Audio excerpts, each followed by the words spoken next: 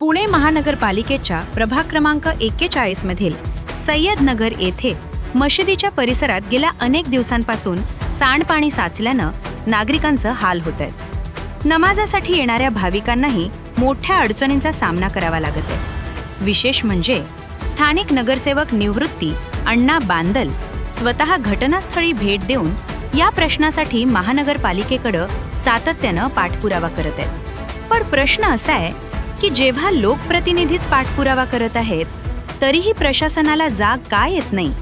मग सर्वसामान्य नागरिकांच्या तक्रारींची दखल कोण घेणार?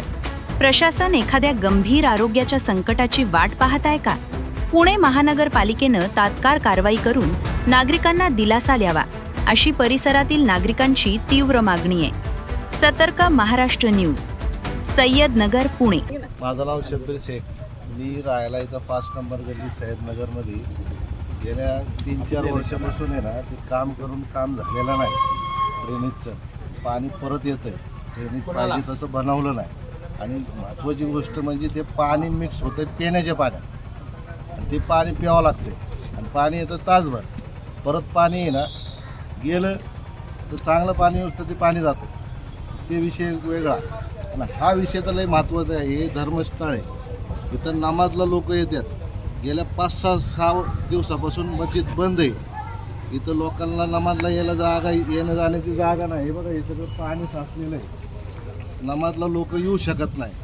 तर ह्याचा आम्हाला प्रश्न पहिले सोडवायचा आहे, नंतर बाकीचे प्रश्न सोडवले तर आम्हाला आमच्यासाठी चांगलं राहील. अण्णांच्या प्रयत्नाबद्दल सांगा.